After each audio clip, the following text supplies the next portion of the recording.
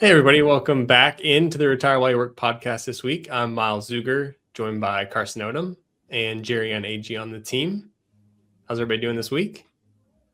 Great. It's only Tuesday, but at least the ice is melting. I feel like it's all mostly gone by now, which is good. Pretty exciting stuff going on this week. I feel like we heard about the SpaceX and XAI merger acquisition, whatever you want to call that. That's some pretty big news. It's arguably they're saying it's going to be one of the biggest IPOs ever. And then does that have to do with them stopping making the Tesla S and X or whatever they're stopping? Is that because they're putting all their resources in this other stuff? I think that's like Tesla specifically, him wanting to like focus Tesla on like the robo taxi type stuff. And there's like the car they use for that isn't even like a car that you can buy. Okay. And so it'll just be like, I guess, the Model 3, which is the smaller, like 4-door car, and then Model Y, which is like the smaller hatchback looking thing. And then they're going to be done. But they'll still have the two bigger ones. Yeah. And I think it's a big focus on robots too, not just that's what we were talking to somebody yesterday and they were saying that. Yeah. Well, we're all back to, we've talked about this before. We'll have robots in our houses one day doing everything for us. It does feel so futuristic. I don't know how to like describe it or how to feel about it. Yeah. But also, if you could pay a few $1,000s to have something in your house that does your laundry, does your dishes, probably saves you, I don't know, time. 5 to 10 hours a week of your time. I mean, think about already if you're paying for like a cleaning service or something, and then the robot starts doing it. Could save you some money, I guess, but I'm sure will be pretty expensive. Yeah, I mean, there's definitely an upfront cost to get it, and then who's gonna want to pay that? But also, then what is like the recoup time? Is it like 6 months or a year, 2 years, whatever it might be? Right. It's all these inventions and I think advancements in technology are somewhat the repetition is saving time. Like you think about automatic driving, like FSD, full self-driving mode for Teslas. It's so that you can have a few minutes of your time back, that ultimately you don't have to supervise a car. So then you get your time back. So eventually you have a robot in your house. What are the chores that you don't have to do? You can get your time back, that there's a robot there that maybe traditionally you pay a human to do that work, probably a higher wage, and a robot can do it cheaper. And you don't have to fool with the human element of it, which is maybe relationship management, whatever. But I think all of this is just with the effect of you go 10, 20 years down the road, then sort of the quote unquote minute tasks about your day can be offloaded to automation. So you don't even have to think about it. It's just done, and you get X amount of hours or minutes back into your day. And I think that is so also kind of funny, because before all of this kicked in, before the iPhones and the internet and all that, we had tons of time we had all the time in the world to do things. And then this technology kicks in, and it's all of a sudden you're like, you got to be doing this stuff fast, replying and doing this. And now you've got access to this. And now we're having to fight to get that time back, which we always had prior to all of this. So I don't know. I know sometimes I am like, when I sit there throughout like a weekend and I'm like, all right, I need to do this. I'm taking Spanish lessons. I'm trying to learn Spanish. I want to read. And I'm like, all right, I need to build that into my schedule. But then it's like wasted time just scrolling. Yeah. I waste like 30 minutes doing that. And I'm like, that's just like, there's my 30 minutes I could have been doing Spanish. I could have been reading. But it's like, you just do it. It's just, and it's mindless, I guess. And brain rot. Yeah, brain rot for sure. That's what I call it. Sitting on the couch rotten. So, I mean, that kind of goes a little bit in hand with our webinar tomorrow on health. Yeah, so I think you don't want to get brain rot. Previously recorded webinar from this past week. And for those of you that don't know, we have a health and wellness series that we do just about quarterly health and wellness related webinars. We have a great nutritionist, Michelle, that we team up with a couple other Raymond James offices, and she provides a pretty awesome webinar for us and nutritional advice. Outside of that, if you wanted to connect with her, she's awesome. And this webinar specifically is about sugar and doing some sort of sugar detox. I think it's extremely interesting. And that's been a challenge to myself, is just always paying attention, especially over the last few recent years, added sugar, not necessarily natural sugar, but really looking at added sugar and You mean like not eating cookies and stuff, like, or just trying to lessen the amount of added sugar. Yeah, And that right. if I'm going to eat a fruit bar for a snack in the morning or afternoon, I'm going to get, for example, a That's It bar, because the only ingredients in a That's It bar are apples and bananas, and there's no actual added ingredients. It's just pureed and mashed up fruit. So there's just natural sugars as opposed to oh yeah. added refined sugars or high fructose corn syrup, that sort They of look a little odd, but they don't taste that bad. I like it. Well, what I noticed is if I stop eating sugar like on a regular basis, like if I don't after dinner, if I don't have anything sweet like for a while, then I don't think about it. But if I get in the habit of eating like even just a cookie or something after dinner, then I am like, I have to have that every night. Yeah. So I guess it's just kind of like breaking a habit too. I'm sure there's, That's my weak spot is post meal. I need a little top off is what I call it. Just a little, is that every meal or just dinner? For the most part, I get the craving the most after dinner. And where I find myself, I can do my best is whenever I don't have things that have sugar in them at my house. Then I'm forced to, okay, let me eat a few grapes or some blueberries, a kiwi. That's natural sugar that will end up maybe not to the fullest extent that a Hershey would, but it does satisfy that little bit of craving. I agree. That's the challenge.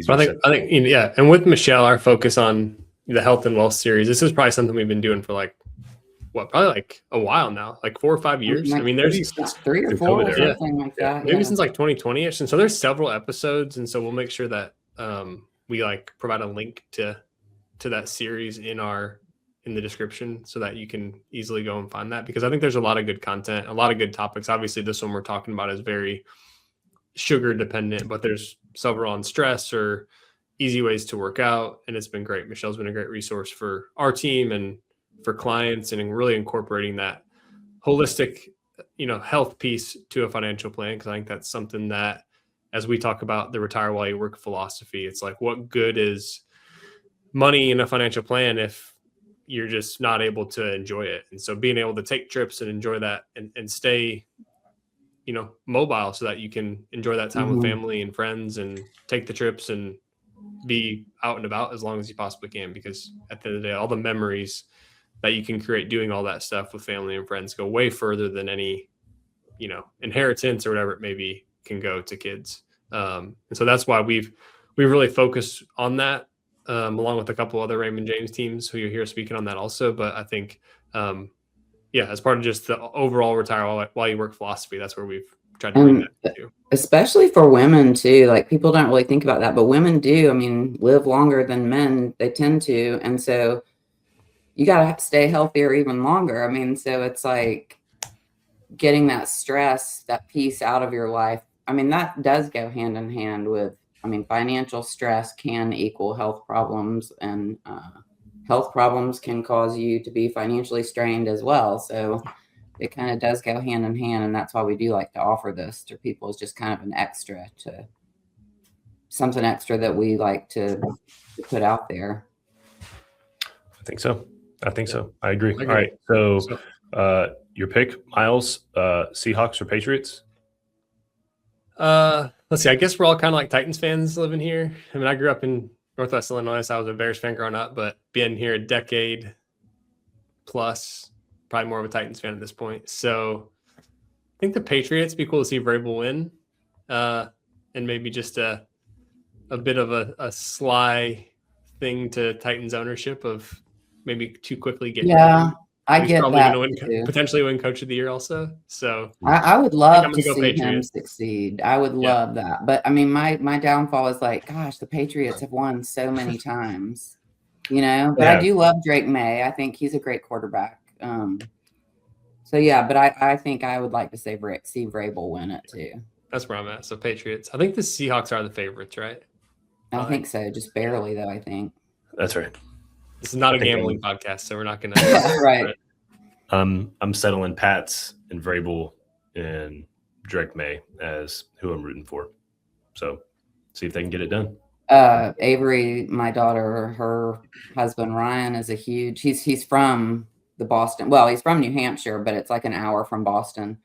And so he's a huge Patriots fan. And so for Christmas, we did a Secret Santa thing, and Carter he got him this t-shirt, and it has a picture of Tom Brady and Drake May next. It's like an Olin Mills type of photo, like really nerdy looking, but it's Tom and Drake May on there. And so he thought it was the best gift ever. That's awesome. That's All right, cool. well, I guess we'll have our results next week. We'll know. Is it this Sunday? Yeah, Sunday afternoon. Oh, yeah, that's right. Yeah, that's right. We didn't have anything last week. Mm-hmm. Yep. Well, thanks for tuning in to this episode of the Retire While You Work podcast. Not our normal talking, but we'll have this health and wellness podcast following this, and then we'll catch you next week for some other topics that we're getting into. So thanks for joining us. Yeah, I'd say enjoy Michelle, and if you want to be connected with her, just let us know, and we can make that happen. So we'll see y'all next week, and thanks again.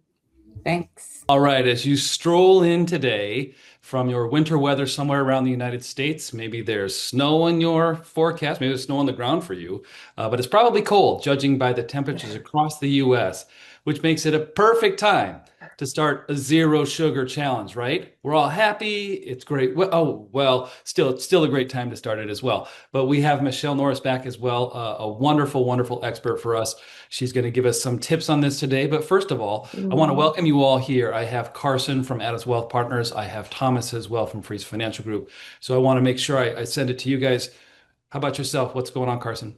Yeah, we're underneath an entire sheet of ice. Every single tree is under a sheet of ice. So we're struggling here in Nashville, but it's okay. What a perfect time to be inside and talk about sugar and why you should be limiting the added sugar. But no, it's good. Michelle, thankful to have you here. I think a super important topic, especially at least in my household, having a 7-year-old and almost 5-year-old, I feel like any snack you go to choose from, added sugar, like no matter what, there's added sugar in absolutely everything. Not that I'll let you get into science behind it and what's good, what's bad, but just there's sugar's everything. I feel like our entire society runs on sugar. But for those that are listening, there will be a Q&A as always with these. So please, if you see a question button at the bottom of your screen, please ask it, and we'll do our best to monitor those and make sure that we get your questions answered. Thomas?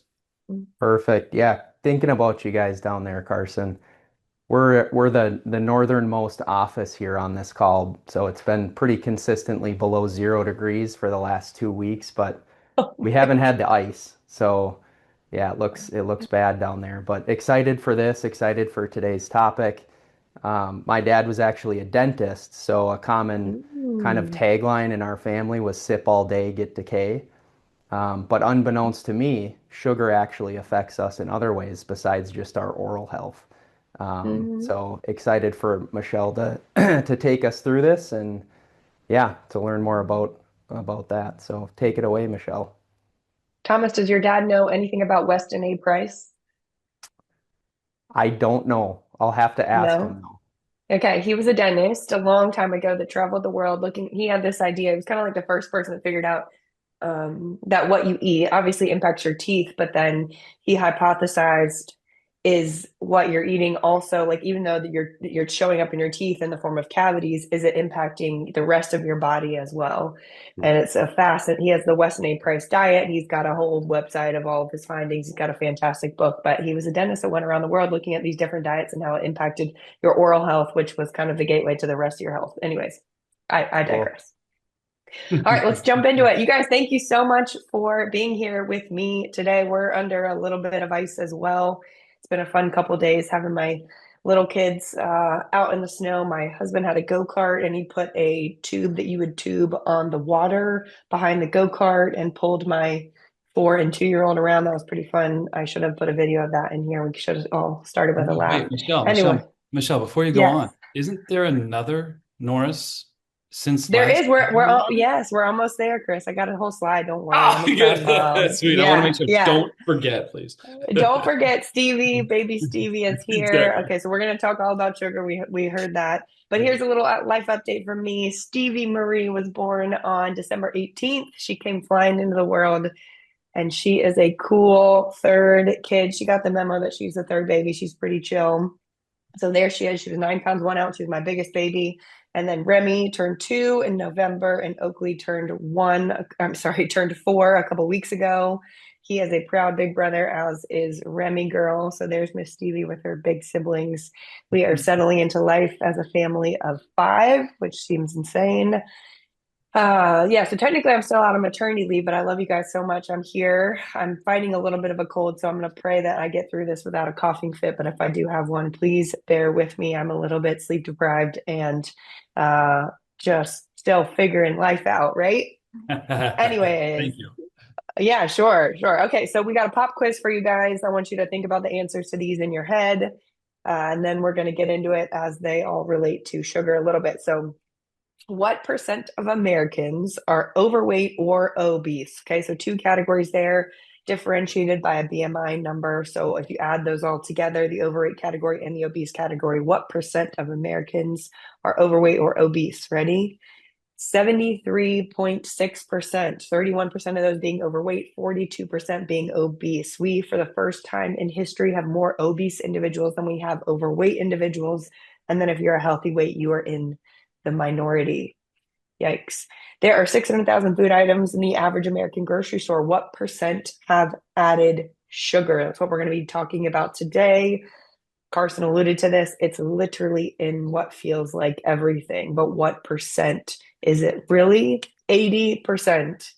80%. That's crazy. 80% of the foods that we're consuming have sugar dumped in to make them sweeter. And I'm going to clarify that in a couple of slides, the difference between natural sugar and added sugar, because today we're talking all about that added sugar piece. In the last century, the rate of obesity in children has gone from 1 in 20 to 1 in what? What are we sitting at today? Obesity rates in kids, 1 in 5. 1 in 5, again, because the foods that we feed our kids are loaded with this added sugar. And then we sabotage their palates from a young age, and they grow up to be adults and they have the palate of a 10-year-old. Okay, and they're addicted to sugar. We're going to talk about that piece too. And then how do we undo it? We end up here and we're trying to get off the sugar as adults. It's really difficult. What percent of illness here in the United States that is diagnosed is preventable? I think this is a pretty staggering statistic. If you ask me, what percent of illness diagnosed in the US is preventable?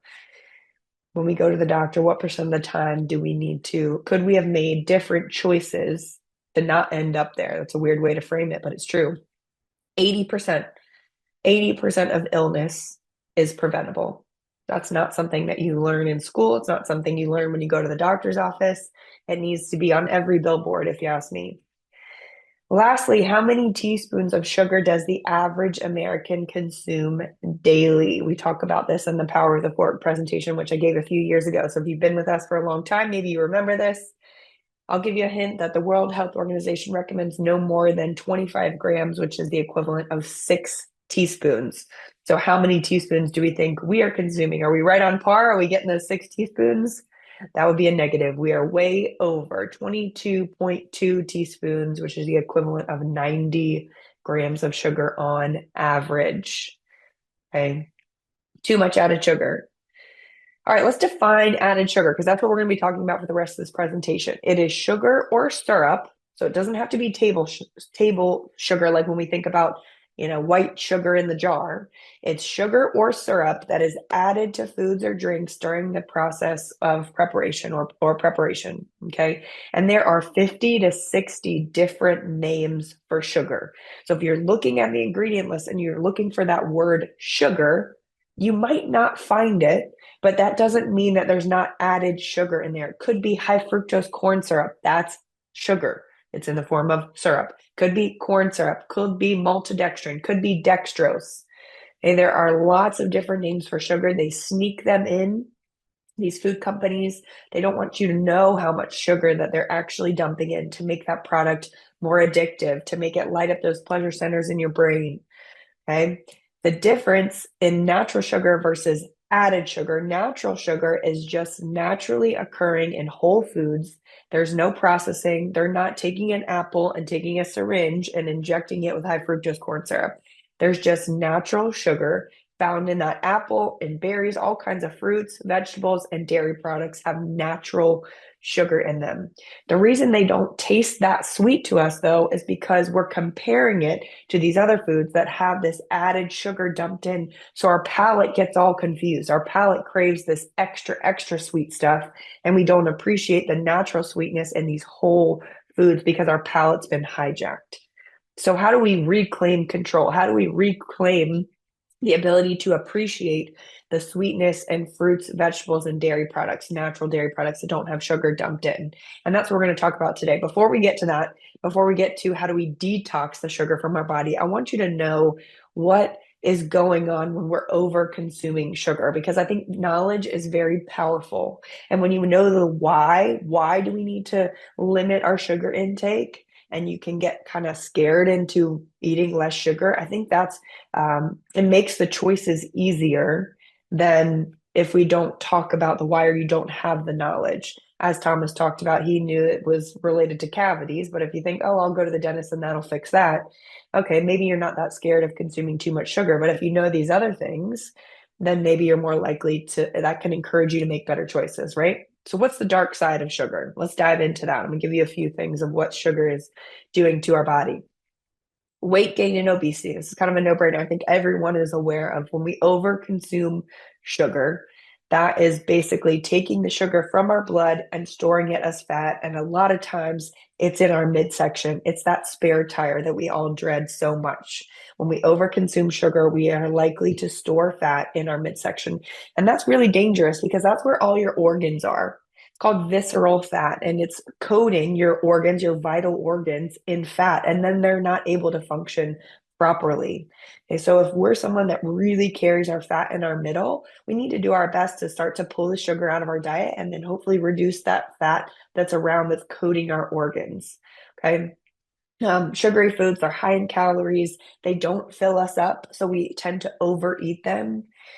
Really dangerous forms of sugar are liquid sugar. So you find that in soda and sweet tea and some of these energy drinks.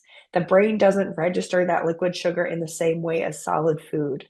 Okay, so that liquid sugar is extra dangerous. It gives us a huge spike in our blood sugar. It makes the pancreas release that insulin. It's a gateway right to type 2 diabetes. Okay, so if I could really give you one piece of homework, if you're not ready to dive in and go, okay, I'm going to take all the sugar out of my diet, the first place to start is start to remove the liquid sugar from your diet. So whether that's you're adding sugar to your coffee, you're drinking coffee creamer full of sugar, you are drinking soda, I would encourage you, when we stop this presentation and we go into the rest of our lives, I want you to start to pay attention to how much liquid sugar you're consuming. That's a fantastic place to start. Okay. And we talked about the belly fat. So let's keep going. I've got a lot of information for you guys today, so I want to make sure we get through it. So number 2, we have your increased risk of chronic disease. We said in the pop quiz that 80% of disease here in the United States that's diagnosed is preventable. And one of the ways that we can start to prevent those chronic diseases is by pulling the sugar out of our diet. So you can see, I think everybody's pretty aware that sugar, over-consuming foods that break down like sugar in the body, so bread, pasta, cookies, crackers, chips, they drive our blood sugar up, which leads to, over time, the increased release of insulin, which leads to type 2 diabetes. Okay, I have a friend who, she's a foot and ankle surgeon, and she unfortunately spends her days amputating the forefoot, the ankle, below the knee of folks with diabetes complications. Okay, so diabetes isn't just about checking your blood sugar, taking your metformin. There are severe negative consequences that come with type 2 diabetes, especially if it's not well controlled. You can lose your eyesight. You have diabetic neuropathy, which means you lose feeling in your hands and your feet.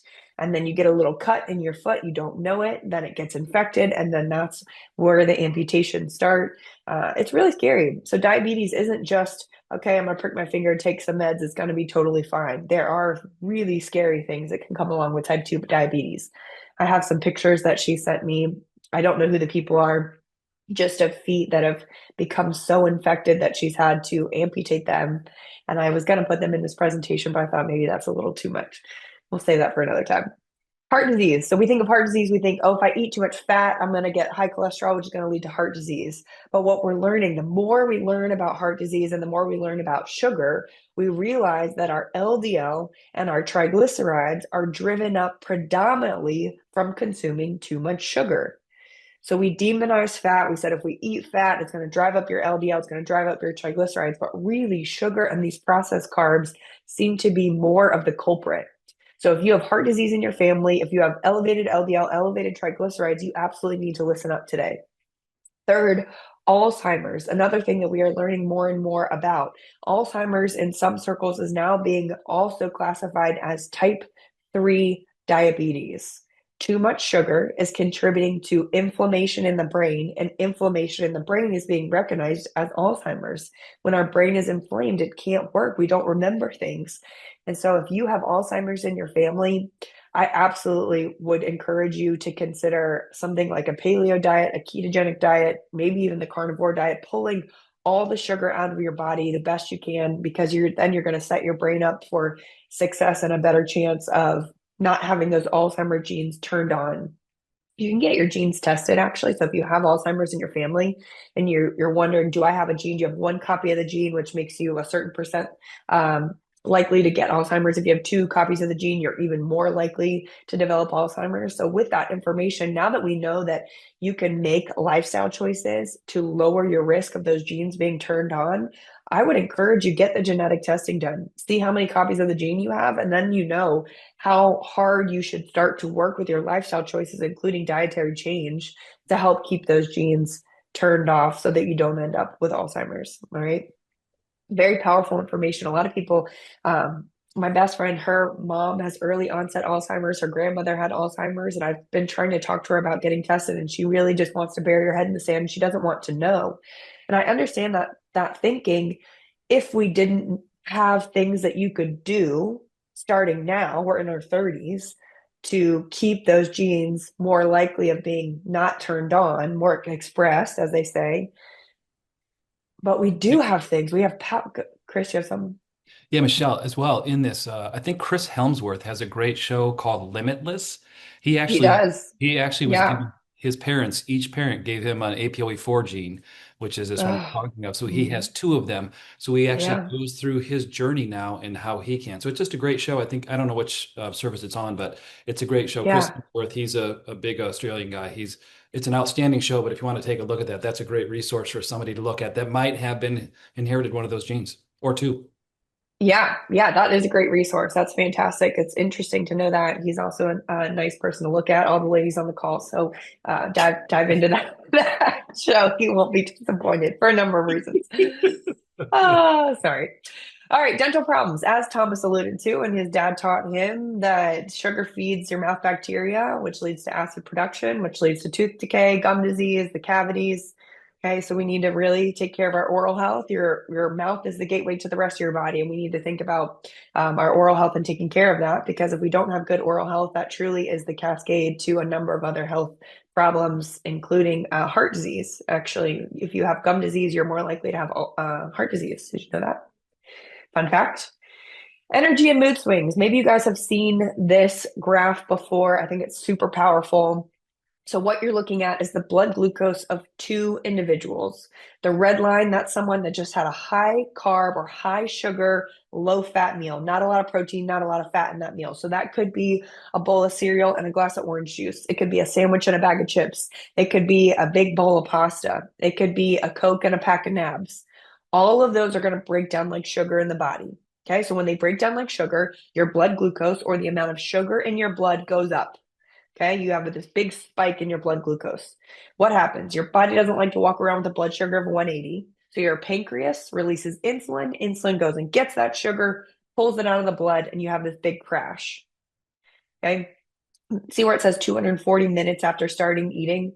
That feeling right there, that's that 2:30 feeling.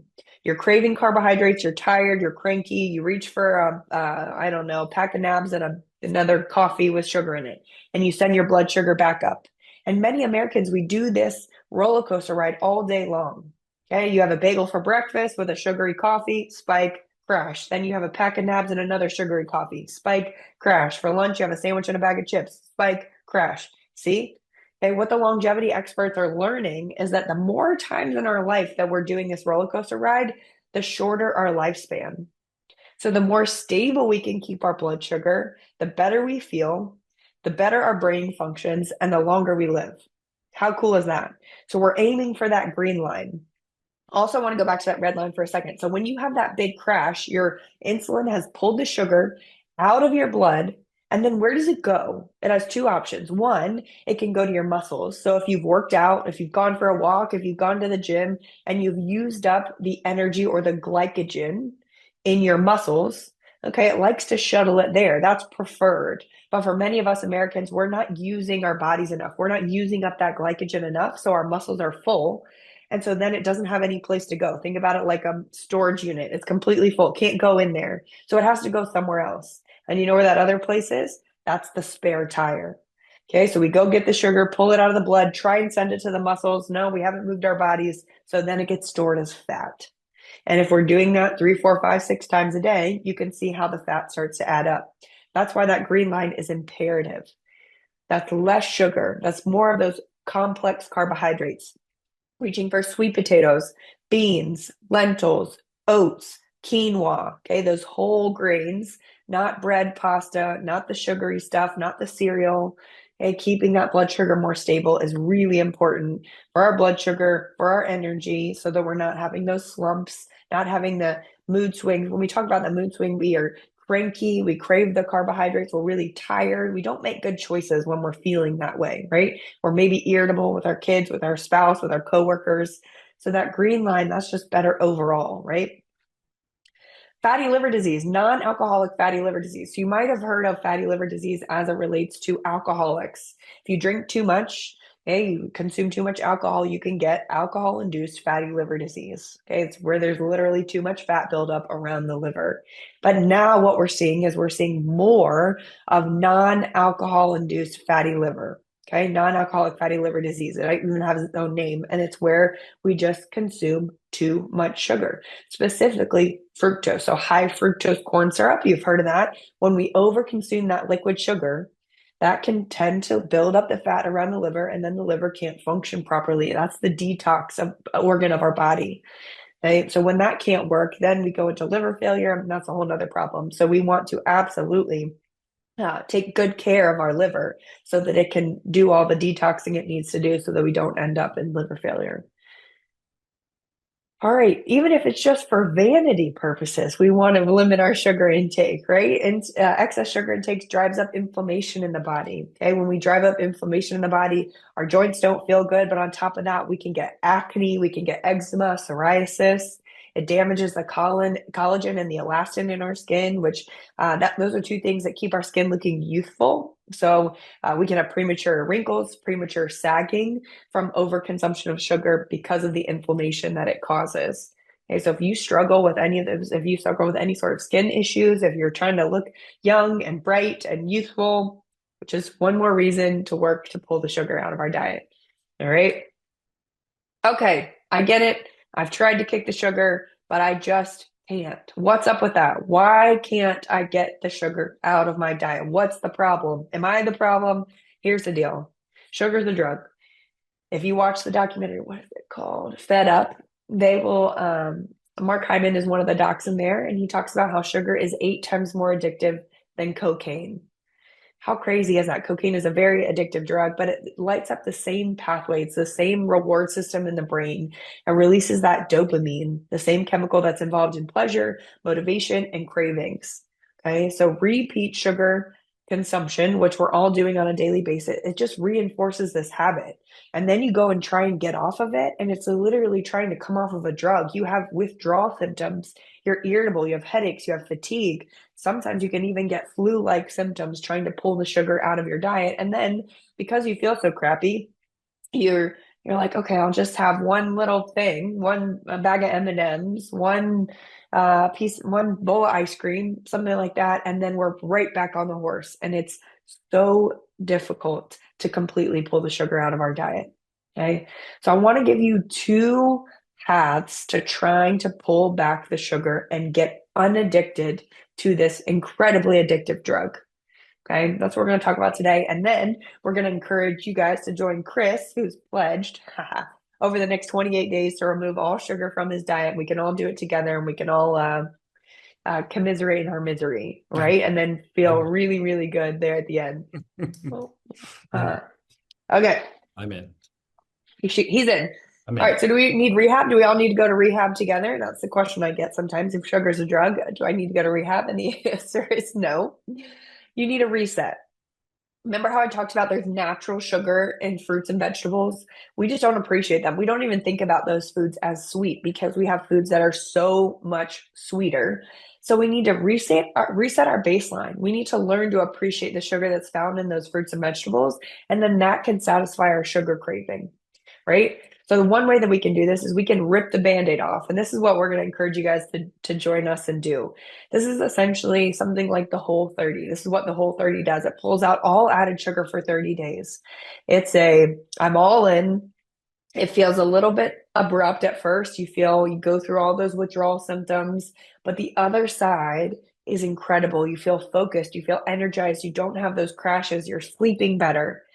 Okay, things that do this, the paleo diet pulls out all added sugar. If you follow that strictly, if you do the Whole30 strictly, you've done this, you've pulled all added sugar out. I would encourage you, maybe that's your meal plan for the next 30 days, 28 days. The ketogenic diet, there's no room for added sugar there because you're trying to tap into this process of ketosis, which means your body's using fat as energy versus carbohydrates. The carnivore diet, same thing. You're only eating meat. Maybe you're doing like a carnivore-ish diet where you're eating meat, fruit, and dairy products. But same thing, all of those eliminate sugar from the diet, okay? The focus is on whole, real foods, varying levels of carbohydrates, but they do not recommend eating any added sugar, okay? And again, this can be really tough for some people. This might not be the way forward for you. If this feels too difficult, if you feel like I've tried to do this before, I've lasted 2 days and I just it was too overwhelming. I couldn't do it. I'm too busy with the rest of my life. I have little kids. I just can't do it. That's fine. I have another method for you. What you can expect if you do dive into this 28-day, 30-day protocol of just completely going cold turkey on the sugar, days 1 through 5 are tough. They're really tough. You've got sugar cravings, you've got headaches, you've got fatigue, all those withdrawal symptoms, right, that we talked about. It's like a drug. You're getting off the drug. You feel extra hungry.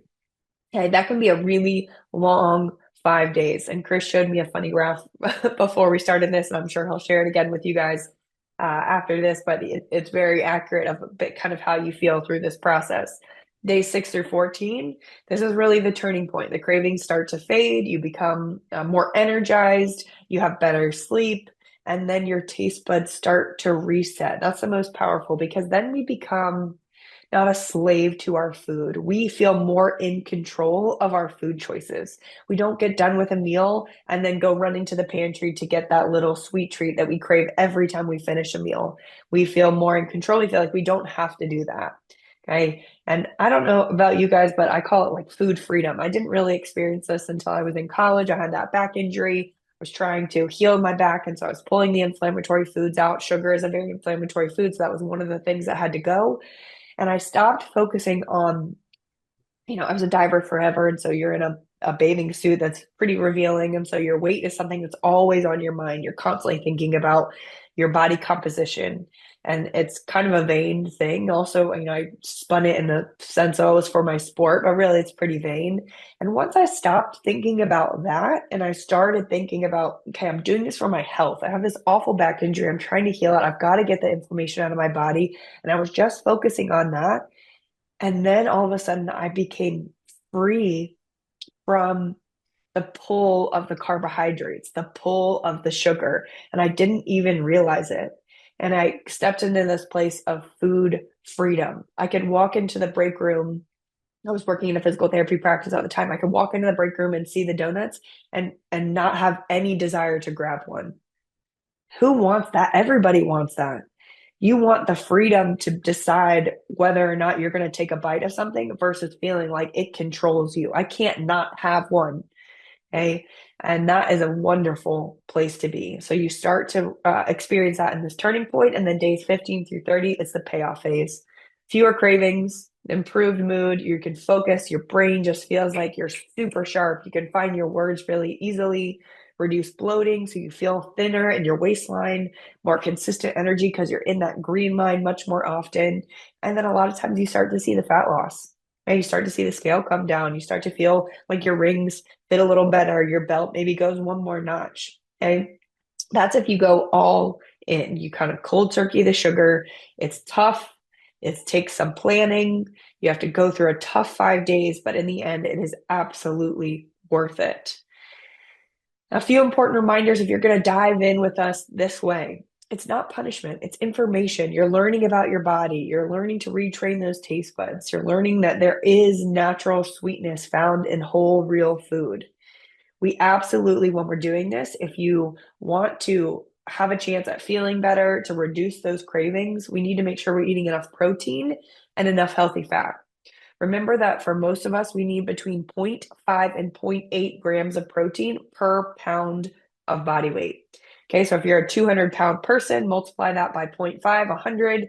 So 100 grams of protein is the minimum amount of protein you need to be consuming on a daily basis. Multiply 200 by 0.8, it's 160. 160 is more of like the upper side. Okay, there are some exceptions to all of that, but for the majority of us, that's the range that we need to be consuming protein in, and then enough healthy fat. That's going to help you feel full. It's going to help reduce those cravings and make sure that your brain is getting that signal that says, I'm good, I don't need more. Okay, that's a natural signal that's supposed to go from our stomach to our brain that says, I'm full, you can push the plate away. Okay, protein and fat, make sure that signal gets there. We need to hydrate. We need to make sure that we're having enough electrolytes. Okay, so we can add salt, we can add Ultima, we can add Element, we can add, I don't like Liquid IV because there's a bunch of added sugar in there. I do believe they just came out with one that has stevia in it. So let me talk about that for a second. So when we're doing this 30 days cold turkey of no sugar, what about stevia? What about monk fruit? These sugar alternatives that don't create that spike in our blood sugar. And here's what I want to say. It's kind of like, I know we're talking about rip the Band-Aid, but that's kind of a Band-Aid because they are hyper sweet. They're not allowing you to fully appreciate the sweetness found in fruits and vegetables.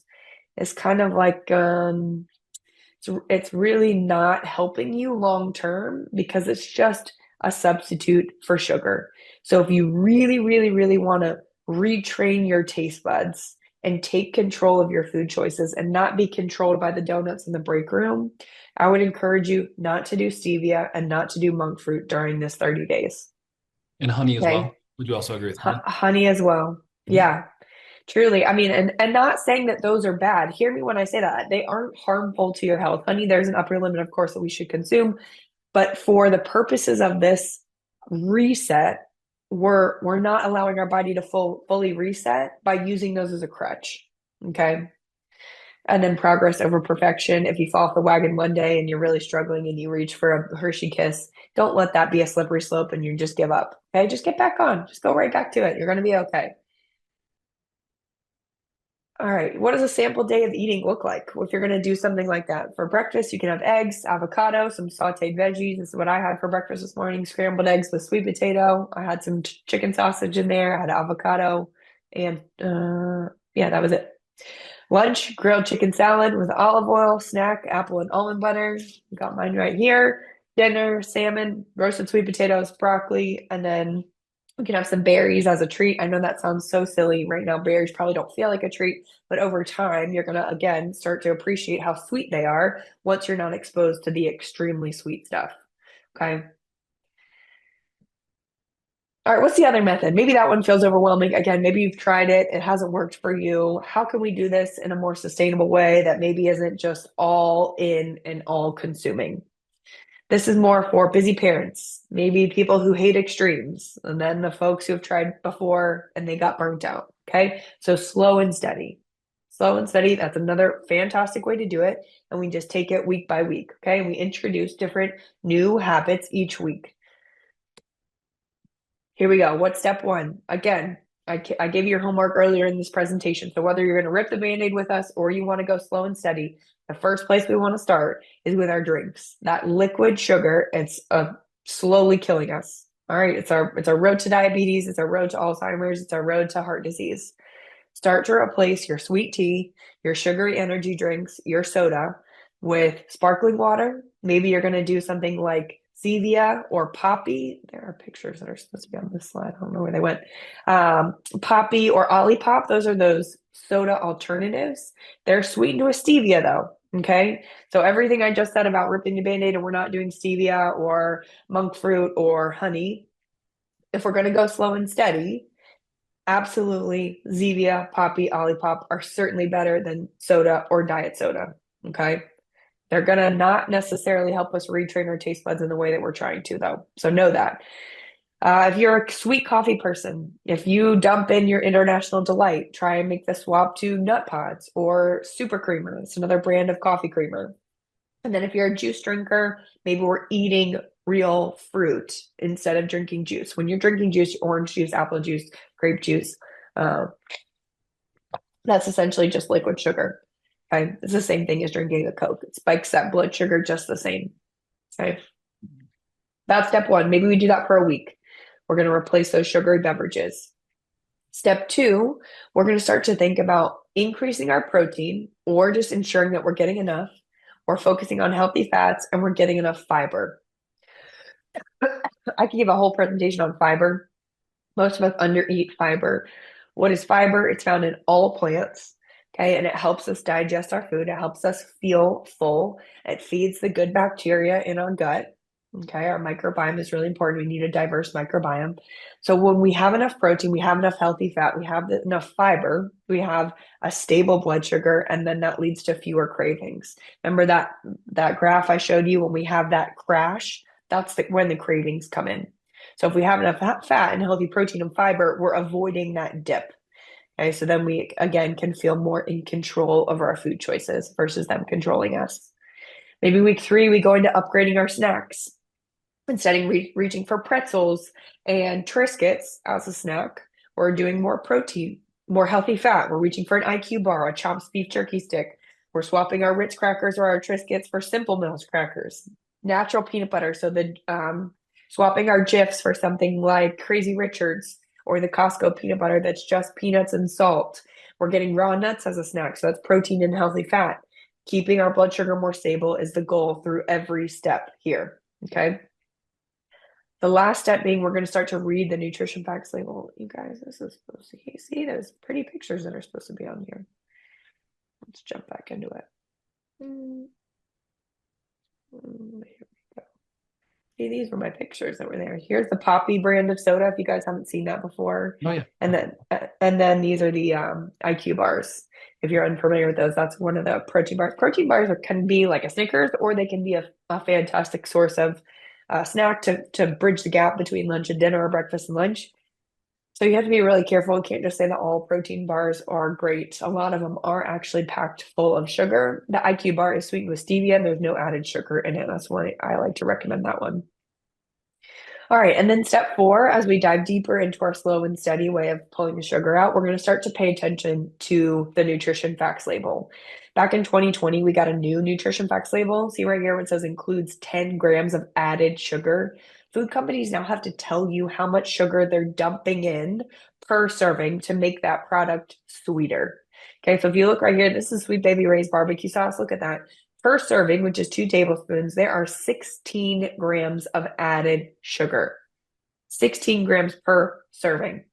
Okay. When you're trying to stay underneath 25 grams of added sugar, which is the World Health Organization recommendation, that's over half your sugar for the whole day in one condiment.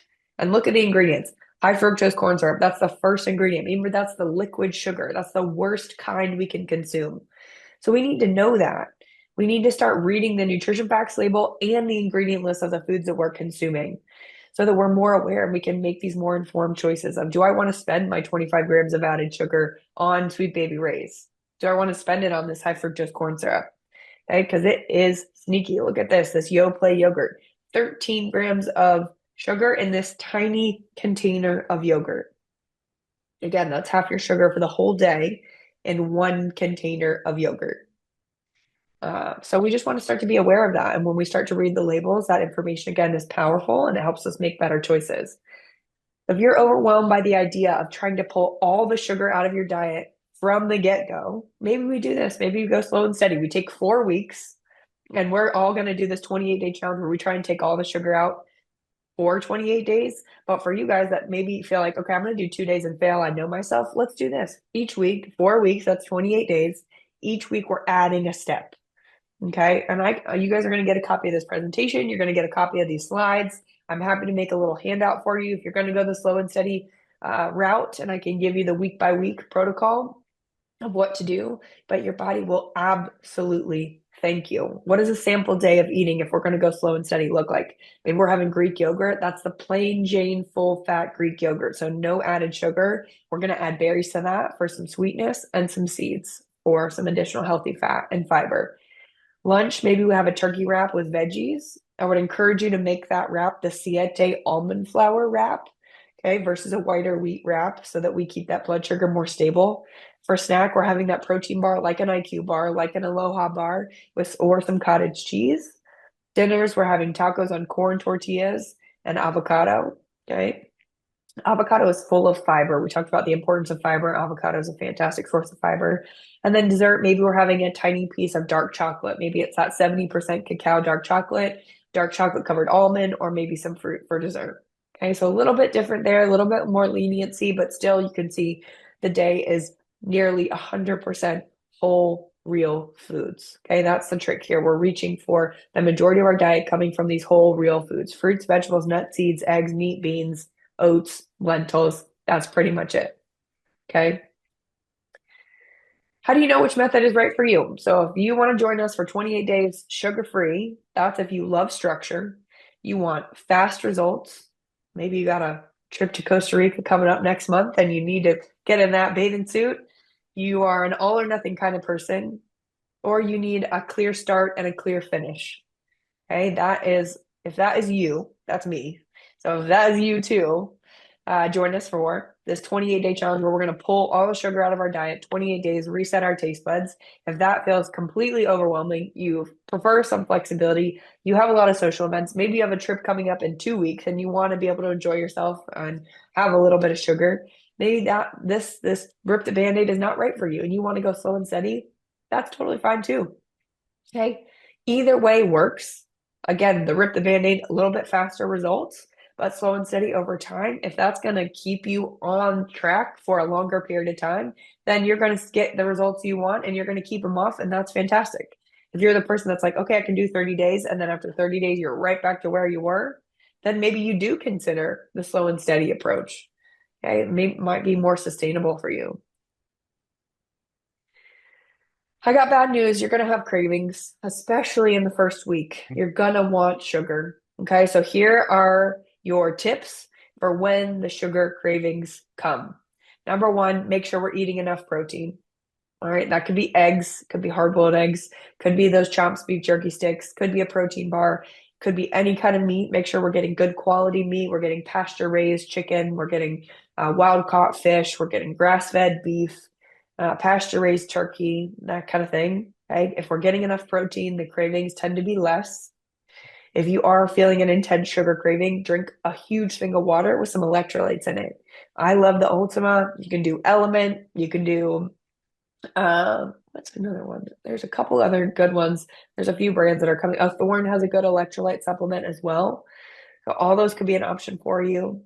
Move your body, move for 5 minutes, kind of retrain your focus. A lot of times the sugar cravings come, they're intense, they're all you can think about. But if you get some sort of 5 minutes of movement in, maybe it's 5 minutes of walk, maybe you do a 5-minute body weight workout, maybe you walk up and down the stairs in your home for 5 minutes. A lot of times that'll take our mind away from it. Check in with your sleep. If you are not sleeping enough, our sugar cravings, our carb cravings tend to be way worse. Okay, it's typically because our body feels more stressed. So we have more cortisol. And when our cortisol is elevated, we crave carbohydrates, we crave sugar. So we need to make sure we're getting between 7 and 9 hours of sleep every night.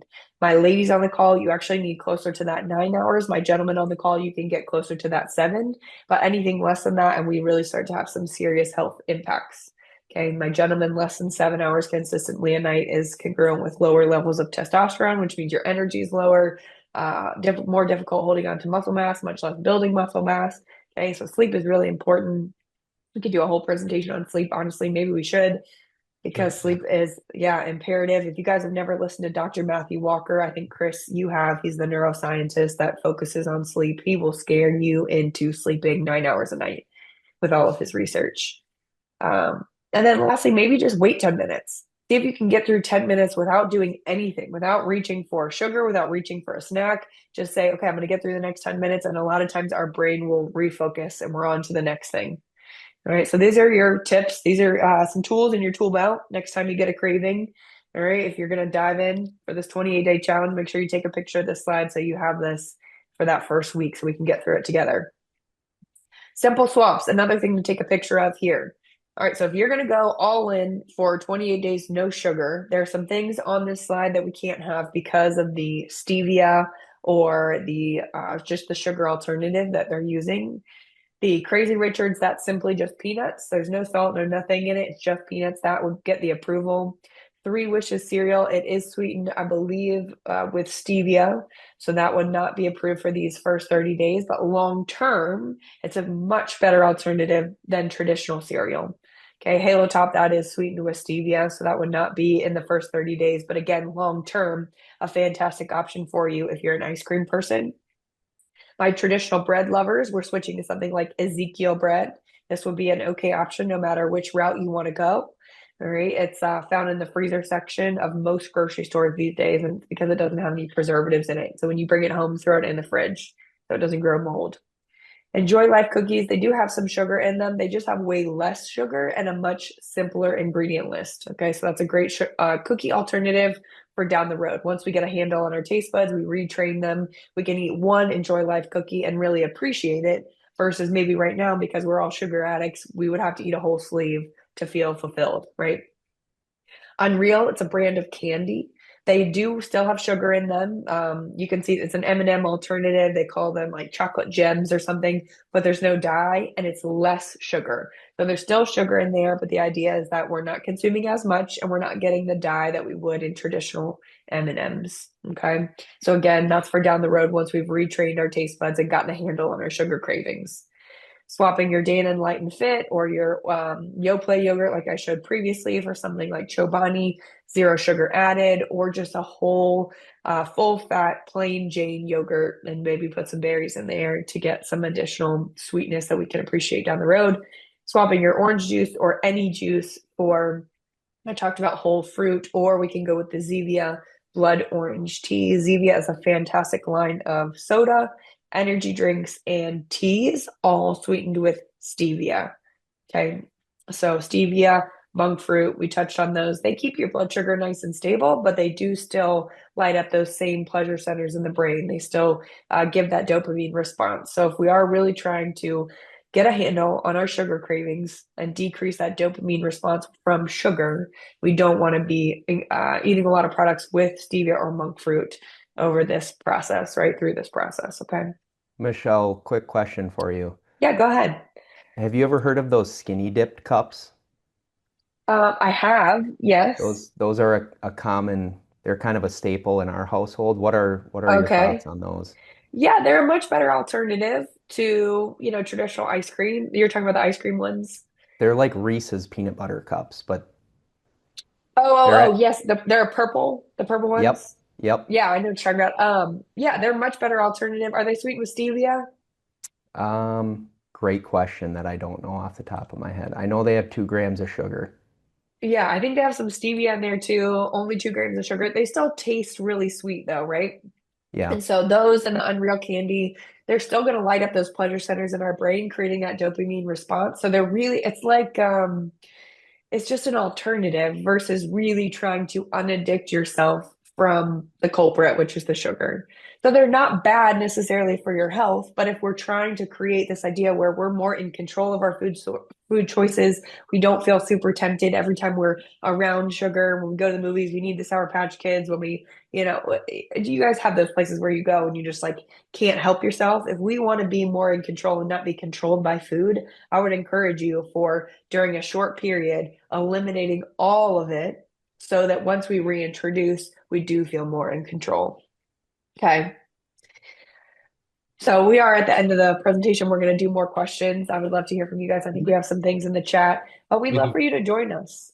Chris, do you want to touch on what you want to do over the next, I keep saying 30 days, 28 days. I'm Sure. not sure how long you want to go. 20 Yeah. to 30 days, I think it's great. I think for us, we can even do touch points. If we want to do something once a week, just touching points, because the first week is the toughest. Yeah. You did ask me to share a technical graph, so I will share it Yes, here. yeah, share it. I'll stop I've sharing. written it in here. You're just going to see it here. And what you're going to find is it starts on this side over here where the excitement starts. Then you approach something here the military calls the suck, and you'll see that a bad face. And then you'll find as you come up this way, you're going to see the happiness and yay as you get to the 2 weeks and 30 days. Mhm. It's really technical. I can send you more information on it, but I have to probably do some disclosures because I'm sure Raymond James wouldn't care for that technical aspect of the graph I just showed. But it applies to a lot more, by the way, than just this program. But I wanted to say it's Mhm. very applicable to what we're about to do because I've done it before.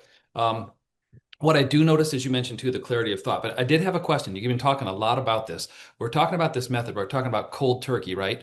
What's the best Mhm. brand of cold turkey to get for this? Applegate, actually. There you go, Applegate. Good. I knew you'd have an answer to it. I thought it's funny, but as you looked at it, it's true. You want to have those snacks aside and ready because when that craving comes, what I've noticed is if it's Mhm. there, you'll eat it. If it's not, you'll find something else. Yeah. I think it's a great one. But I think if we did something maybe just once a week, a touch base where we send an email, we send something, some Mhm. encouragement, even a little video of, hey, we know it's this tough part of this week. Yeah. How's it going so far? It's, I think, a great forum for people to at least see or get that encouragement, even if they're just consuming it. So I'd commit to that maybe on an every Monday basis, just sending something out. Yeah. Tough week, got this one coming up. This is the toughest week, you got it past you. Third week, you're starting to see the smile. We'll go back to the graph. Maybe I can send the graph along with it and put, the I would love bi-week it. basis. I mean, it's pretty Like technical. where we are in the graph. Yeah, I like yeah, that. where we are on the graph for our own challenge. But I think it'd be a good thing if somebody would like to go with the Band-Aid ripped off. For me, that's a method that works best because of the controlling part, it's always hard to measure. And what I've noticed is the results that I see very quickly post the 3 to 4 or 5 days, or actually first week, if you will, are tremendous when it comes to Mhm. clarity, the lack of, I think even the donut test, walking by donuts because everybody sends them. Yeah. But one big thing too, don't hesitate to throw the things in your cupboard out. Even if they're good, donate them if they're not open. Get them out of your environment because your environment makes a Mhm. difference. If you have to walk by and Yeah. that cookies are there for somebody and it's Yeah. sitting there, that actually does take energy to walk by them knowing they're there. Anyway, that's one big part for myself as well. Just a couple of suggestions. Michelle, any comments on those? No, I think that's fantastic. Yeah. Good, good, Great. good. Yeah. So we've got about 9 different questions. I'll go with a couple. The one question somebody had on here was, and I think you answered one, which is, can we use stevia or Truvia in coffee instead of sugar? I think your answer was yes, but if you're going the cold turkey route, no. If you're doing the gradual Mhm. route, probably. Right. Right. Okay. But the Yeah. one was, what is the impact, long-term impact of GLPs? Do GLPs have any impact in this as well? I know it's to be determined because they've only been on for a short time. There is no long impact measured on GLPs yet. I get that, but that was a question. That's true. So they've been studying them for about 8 years now. So we have Mhm. about eight. We know what the long term. Let's define long term as 8 years. Okay. I think they can be a wonderful tool for people struggling to lose weight. Maybe you're pre-diabetic. Maybe you have diabetes. I do think there's a place for them. I think Mhm. where we get in trouble is that they are given out without any instruction or guidance on how to change your diet and then exercise alongside of them. So that's a huge piece. My sister and I, we've been health coaching, the two of us for the last 10 years, and I have yet to know someone who's come off a GLP period. Ah, So I get asked all the time, do you know anyone that's come off and then kept the weight off? And I don't even know anyone that's come off at all. I do know people that have stopped because they've had negative side effects. They started, they did it for a month, they felt really bad. And so they were like, this isn't for me. But for someone that's maybe been on it for 6 months or a year, they've seen the results that they wanted to see and then weaned off. I've never seen that. So that concerns me. The other piece that we're seeing is that we have an in-body scanner. We've talked about this in the past. It measures muscle mass, it measures fat mass. And for the folks that are not eating enough protein or strength training while they're on the GLP, we see their muscle mass just disappear. And that's really, really scary. We did a couple presentations ago, or maybe it was the last one, my mom brain doesn't work, about the importance of muscle mass and yeah. how that's your vitality, it's your longevity. And so without muscle mass, you are at much higher risk for an early death. And so if we're taking this drug to ultimately try and lose some fat to be healthier, but yet we are eating away at our muscle mass. We're kind of like, I mean, we're not helping ourselves long term. Okay, so if you're going to be on a GLP, I absolutely need you to focus on your protein intake, and you have to strength train. You have to preserve that muscle mass with the ultimate goal of you've changed your nutrition enough, and so therefore you can come off the GLP, because we don't know what the long term effects are. I see some scary statistics sometimes come across the things that I'm reading about your thyroid and thyroid cancer and I don't know, blindness. I don't know how much of that is true. I need to look more into it. I don't know. Maybe that's a super, super rare side effects, but pretty much there's no such thing as a free lunch. And we all need to remember that. Yeah, that's a good approach. There's several more here. I think one thing you mentioned, and this just reminded me when you're talking about this, we've done, probably 12 or 15 of these. It'd be kind of a great point at some point if we had a recap of just the high points of these that we could send maybe once a year. We just send them to people and say, hey, listen, here's something we Sure. talked about in the past, because you have covered a lot of these things. Sarcopenia is a big issue for those aging, right? And as we age, we Yeah. need to have enough, protein, which I've really focused on since last time you mentioned it. So it's been a big effect to make sure we get Good. enough protein per day on everything that we eat. Mhm. But those are huge. Yep. Thank you. Thank you very much. Somebody asked, what makes it addictive? Is it like salty chips? Or is it the dopamine? Uh, What makes sugar addictive? what, just like salty chips. So salty chips, I guess it depends on the brand of chips, why Mhm. they're addictive. Yeah. Like if you're eating something like Doritos, they have scientists on staff that make sure that the signal that's supposed to go from your stomach to your brain to say I'm full, it doesn't get there. They are literally scientifically designed to block that signal. That's why we can eat and eat and eat and eat and not feel satisfied. What makes it addictive? The sugar component is that it lights up those receptors in our brain, that dopamine response. And processed foods in general kind of do this, but it's like when I've never done cocaine, but from what the research says, when you do cocaine, it lights up those dopamine receptors in our brain, which is that intense feeling of happiness, euphoria. I love this. I want more of this. The brain craves it. And so sugar does that. It lights up those same pleasure centers in the brain. That's a good point. Thank you. And actually, somebody asked this question. What can someone in their 70s do, if anything? And quite honestly, I don't think age has a lot to do with what we're talking No, about today, quite no. honestly. But I get it. Anybody, But they're wondering, hey, is this going to be effective for me? for sure. Yeah. Anybody, any age. Awesome. That was a quick Yeah. question. This one was good. Sorry if you've already answered some of your questions in the presentation. No need to repeat. I just wanted to put that in because I thought it was funny. I'm joking. But the other one, we had somebody ask a question. During the reset time, are you just removing added sugar or pasta and bread also? Depends on the results you want. If they don't have any added sugar, then technically no, you don't have to remove them. If you're trying to really emphasize health, if you want that brain fog to go away, you want that mental clarity, you want to lose some weight, I would do bread and pasta too. But that's up to you.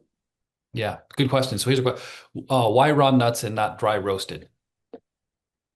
If they're dry roasted and the only ingredient is the nut and salt, totally fine. The problem is that most dry roasted nuts that are salted, they use some sort of seed oil to get the salt to stick. So it's canola oil, it's peanut oil, it's sunflower oil, safflower oil, corn oil, and those are super inflammatory to the body. So that's why I prefer raw nuts. If you can find a dry roasted nut where the ingredient list is just the nut and salt, go for it. Yeah, that's perfect. I appreciate that as well. It was pretty funny. Somebody put down here. I think Jane mentioned something about exactly. Don't buy poor choice. I'm an Oreo girl, not reading the package and just throwing it out. She laughed. She thought it was quite a fun. Make some comments. I go, yeah, good point. So somebody actually mentioned too. I make homemade bread using bread flour. It doesn't call for much sugar, but what's a good alternative to sugar when doing that? Is it switching to whole grain flour or something, or sourdough bread? Is there any? Sourdough. Okay, sourdough, Yeah. no doubt. Yeah, I've read that as well. So Yeah, sourdough, no sourdough doubt. is much better. And Yeah. if you do have to have a sweetener in it, maybe monk fruit or stevia as a sweetener in whatever they could add, right? Yeah, monk fruit typically is better for baking. Okay, perfect. That's good to know. That's what they Yeah. asked. Somebody asked intermittent fasting along with no sugar. Is that an issue, or is it a good correlation to Oh, go along? great. Yeah, Okay. yeah, fantastic. Intermittent For fasting sure. as well. Good. The last one I had here was I don't eat added sugar. Sugar triggers my Raynaud syndrome. The first 2 weeks are very tough to give up sugar, but then it's easy. So this is just a statement from one of the clients as well. So they're kind of going along with this. So I think it's really, Love it. I think it's awesome. And I think what I want to say here, Michelle, I know you're on maternity leave, and thanks for coming on and doing this. It's a great thing Sure. early in the year for us to have something to reset this. And it's not like everybody's January 1st. I think by the 5th or so, 72% have already given up their New Year's resolution. So this is great to do it post that. I really mean it. And it's this nice period of time through February. So thank you so much for bringing some of them Sure. in as well, because these are fantastic. I think that I had a thank you, great information. I think so. We've got a bunch of people saying that, but more importantly, thank you for your expertise. Thank you for keeping us healthy. Thank you for really. There's a chance she's going to speak at a big event for us coming up this year for the whole entire company. But we really love Michelle. She's great. If you ever want to reach out and do something with her, she's fantastic, and she'll set up an individual program with you. And she's got some wonderful rates that apply. But she's an expert. She's in your corner. We wanted to bring her to you over time because these are experts that you need on a day-to-day basis. Sure, you can look up everything on a chat.gpt or something, but it doesn't tell you really what to do. She's excellent at it. She can kind of look at the fluff versus not. She's fantastic. So we appreciate you coming off of your maternity leave to do this for us, and hopefully you get to go back on and enjoy your time with the family and play in the snow or the whatever you've got there. Yes, nice. Yeah, thank you so much, Chris. You guys are awesome. Yeah, no, Thomas, anything as well for closing? Thomas or Carson? No, just to echo what you said, Chris, Michelle, thank you so much. Yeah, I know you talked a lot about spikes in blood sugar, and for me, this always kind of spikes my motivation to like get back on track, especially this time of year after the holidays. It's just really easy to get into like the routine and monotony and not thinking about what you're putting in your body. So this always kind of refocuses and recenters me. So just appreciate everything you do for us. I love that. And Thomas, I appreciate that too, because actually it made me think about that. Motivation is something needed every day, like a vitamin. When she turns this into inspiration for me, like she did with protein, it makes a huge difference in how I take action every day. And then it's not like, oh, I need to motivate myself too. Now I'm inspired to be better rather than just do something better. So that's a great point. Really awesome. Thank you. Well, Michelle, once again, from our team, from our clients, thank you very much. Love to you. Love to your family. Thank you for providing us with this incredible resource as well. We look forward to you, your expanding family. We'll expand the family of your business as well over time. But the impact you have, Thank you. the impact you have of those who've listened today is definitely. My mom and I talk about it all the time. She loves it. She's reached out to you. You know that she's done a great job with it. So thank you once again from all of us here, our family, all of the teams, from Freeze Financial Group, from Adams Wealth Partners. We really appreciate you and what you do for us. Thank you. You're welcome. Thank you, guys. Absolutely. Have a great rest of your day. And everybody who's starting the challenge, the clock starts now. No more sugar. No more sugar. No added sugar, no bread, no pasta. Thank you so much. And then we'll give you an update on Monday. Thank you. Perfect. Awesome. Bye. Okay, bye-bye.